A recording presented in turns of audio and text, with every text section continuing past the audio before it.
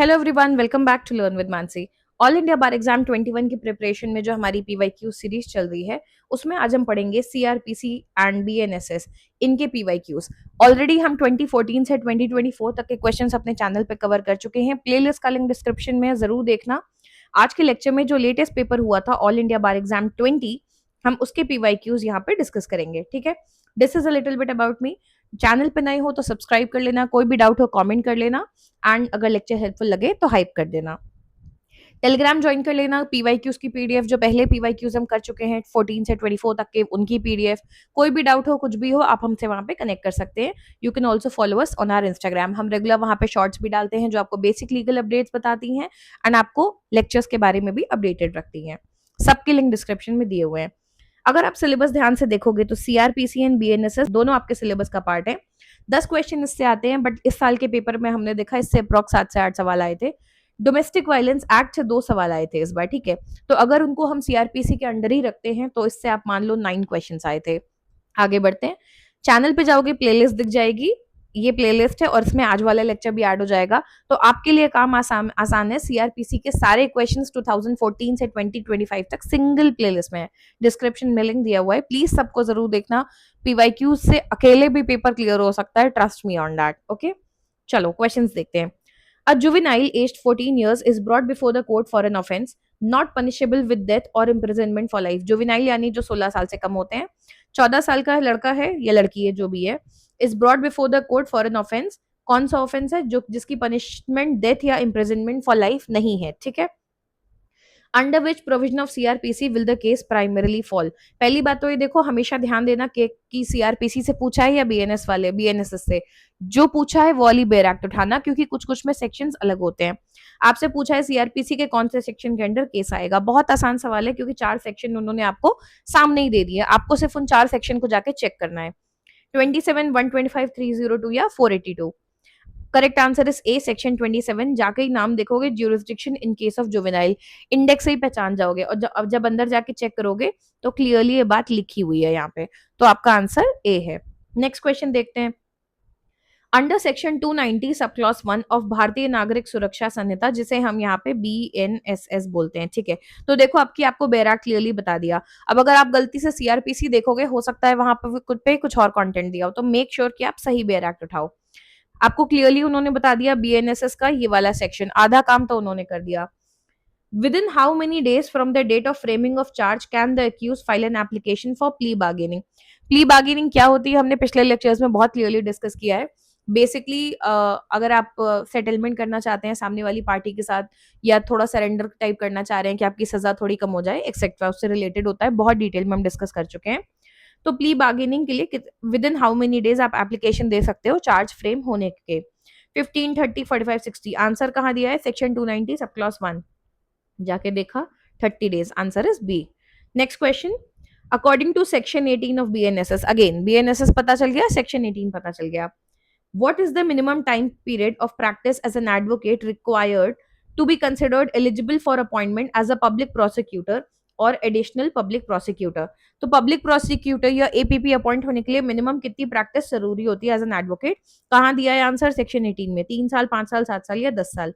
Correct answer है सी, 7 साल। अब एक चीज यहाँ पे ध्यान से देख के जाना, इस पॉइंट में क्लियरली मेंशन्ड है पब्लिक प्रोसिक्यूटर या एपीपी के केस में कम से कम 7 साल की प्रैक्टिस चाहिए।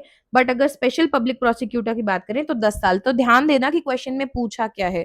स्पेशल पब्लिक प्रोसिक्यूटर पूछा है, जल्दी में इसको पढ़ के मत बढ़ जाना, ध्यान देना कि क्या पूछा है। नेक्स्ट क्वेश्चन देखो, असर्शन रीजन का क्वेश्चन है। ये इस तरीके के क्वेश्चन देखने में लंबे लगते हैं, ध्यान से पढ़ोगे हो जाते हैं। असर्शन दिया है, any person having an interest in a newspaper declared फोरफीटेड।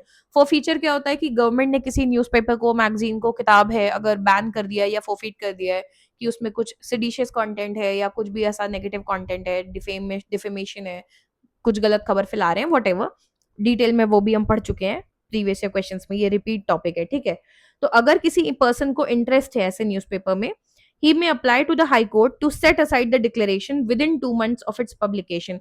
तो जब भी ये फोरफीचर का पब्लिकेशन हुआ है उसके 2 महीने के अंदर वो एप्लीकेशन दे सकता है उसको सेट असाइड करने के लिए। रीजन क्या दिया है? The special bench of the High Court to hear such application must always consist of exactly 3 judges regardless of the strength of that High Court। Okay, कि जो बेंच है जो इस एप्लीकेशन को सुनेगी, स्पेशल बेंच, उसमें एग्जैक्टली 3 जज, यानी न 2 न 5, एग्जैक्ट 3, रिगार्डलेस कि उस कोर्ट की कितनी स्ट्रेंथ है, डज नॉट मैटर उस हाई कोर्ट में 5 जज है कि 10 है, 3 ही बैठेंगे, ऐसा लिखा है। अच्छा, एक चीज कॉमन सेंस पे भी सोचो, अभी हम मान लेते हैं कि दोनों स्टेटमेंट सही है, तो भी क्या ये इसका एक्सप्लेनेशन लग रहा है सुनने में? नहीं लग रहा है, इन दो बातों के बीच लिंक नहीं लग रहा है। This is how you solve जब आपके पास टाइम कम हो।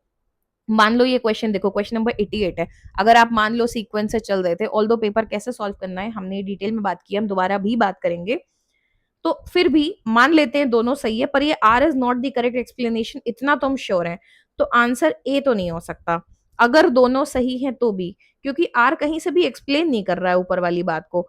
This is how you eliminate option, अगर आपके पास टाइम कम हो तो आप ए एलिमिनेट कर दोगे।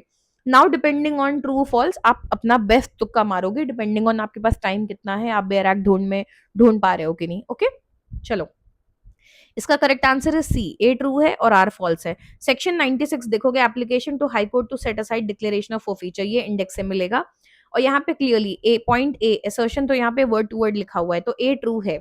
आर की बात करें तो एग्जैक्टली 3 होंगे ऐसा नहीं लिखा है, क्लियरली लिखा है हाई कोर्ट में अगर 3 या उससे ज्यादा जज हैं तो स्पेशल बेंच में 3 जजेस बैठेंगे, पर अगर कोई हाई कोर्ट है जिसमें 3 से कम जज हैं तो जितने भी जजेस है उस हाई कोर्ट के सब बैठेंगे। ऐसा कहीं नहीं लिखा है कि एग्जैक्टली 3 ही होने चाहिए, इसलिए A is true and R is false. आगे बढ़ते हैं।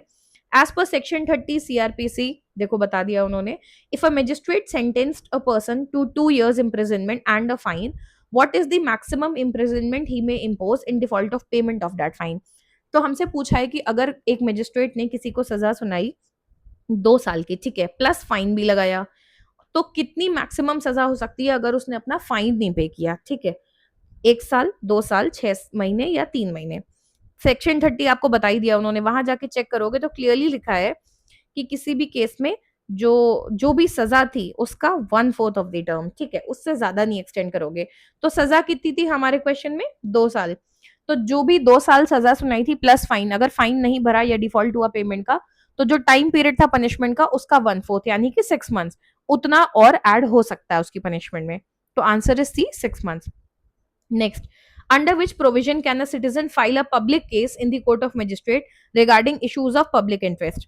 Section 302 of IPC, 144, 133 या 482 of CRPC। इसमें हमेशा क्या करना है, जिसके ज्यादा ऑप्शंस हो पहले उसको चेक कर सकते हो, या अगर मान लो ऑलरेडी आईपीसी का क्वेश्चन सॉल्व कर रहे थे, हाथ में बेयर एक्ट थी तो जल्दी से चेक कर लिया, आईपीसी तो क्लियरली नहीं है, 302 पनिशमेंट फॉर मर्डर, तो ये तो नहीं हो सकता। अब सीआरपीसी के बाकी चेक कर लेते हैं। तीनों में ध्यान दोगे तो 133 आंसर है, conditional order for removal of nuisance, heading he public nuisance लिखी है, ठीक है, और बाकी दोनों का कोई भी लेना देना नहीं है पब्लिक इंटरेस्ट से। Answer is C, 133। ये इंडेक्स से ही सॉल्व हो गया। नेक्स्ट, assertion रीजन है फिर से, under the BNSS, if the proclaimed person appears within the time specified in the proclamation, the court shall release the attached property। अगर किसी इंसान को कोर्ट ने मतलब मान लो ऑर्डर किया है कोर्ट में पेश होने का, उसका उसके नाम का नोटिस निकला है, वॉट एवर प्रोक्लेमेशन है, ठीक है, और वो गायब हो रहा है, एब्सकॉन्ड कर रहा है, तो उसकी प्रॉपर्टी अटैच कर दी जाती है। लॉन्ग प्रोसेस है, हम डिटेल में कभी और पढ़ेंगे। फिलहाल हमसे कहा जा रहा है कि अगर वो इंसान टाइम से अपीयर कर जाता है तो उसकी जो अटैच प्रॉपर्टी है वो रिलीज कर देती है कोर्ट, ठीक है। रीजन क्या दिया है, the attachment of property under BNSS is intended to compel the appearance of the proclaim person before the court, not to deprive him of his property. Reason दिया है कि देखो प्रॉपर्टी अटैच इसलिए नहीं की जाती है कि हमें उसकी प्रॉपर्टी उससे छीनने में इंटरेस्ट है, हम इसलिए अटैच करते हैं कि हम इंश्योर कर दें कि भैया वो भागेगा नहीं, वो आएगा, ठीक है। दोनों ट्रू है, एक्सप्लेनेशन है कि नहीं ये सब हमें बताना है। Correct answer is A, both are true and R is the correct explanation. तो सेक्शन 88 देखोगे, release, sale and restoration of attach property. Assertion तो वर्ड टू वर्ड देखो यहाँ लिखा दिख रहा है कि अगर ऐसा होता है तो कोर्ट उसकी प्रॉपर्टी रिलीज कर देगा। रीजन वर्ड टू वर्ड नहीं लिखा है पर इनडायरेक्टली लिखा है कि अगर वो कोर्ट को सेटिस्फाई कर दे कि वो एब्सकॉन्ड नहीं कर रहा था, कंसील नहीं कर रहा था खुद को, या उसको नोटिस नहीं थी ऐसे प्रोक्लेमेशन की, तो अगर उसकी प्रॉपर्टी बेच भी दी गई थी कोर्ट के द्वारा तो भी जो पैसा आया था उसको दे दिया जाएगा। तो यदि हमारा इंटरेस्ट उसकी प्रॉपर्टी छीनने में तो है ही नहीं, हमारा इंटरेस्ट है कि तुम बस इंश्योर करो कि तुम आए हो, ठीक है। So with this we are done with the questions जो लास्ट ईयर आए थे एग्जाम में। सीआरपीसी के क्वेश्चंस बहुत ज्यादा डिफिकल्ट नहीं होते हैं, but yes paper pattern change हो रहा है, लंबे क्वेश्चंस आ रहे हैं, so you need to be aware कि कैसे बैराक को यूज करना है, इंडेक्स को, या कंसेप्चुअली भी। सारे क्वेश्चन इंडेक्स से नहीं सॉल्व हो रहे हैं, अगर 7-8 क्वेश्चन थे तो 2-4 थे जो इंडेक्स से सॉल्व हो रहे थे, 2-4 थे जो थ्योरेटिकल थे। उसमें भी कुछ सीआरपीसी के थे, कुछ बीएनएसएस के थे। आपका टाइम जाता है बेयर एक्ट देखने में, तो आप अगर पहले से बेसिक बेयर एक्ट देख के नहीं जाएंगे तो आपको दिक्कत होगी। इसलिए मेक श्योर कि आप बेयर एक्ट अच्छे से पढ़ के जाओ, ठीक है। टेलीग्राम ज्वाइन कर लेना, इसकी पीडीएफ वहां पे मिल जाएगी। And do subscribe to our channel. Take care, bye bye.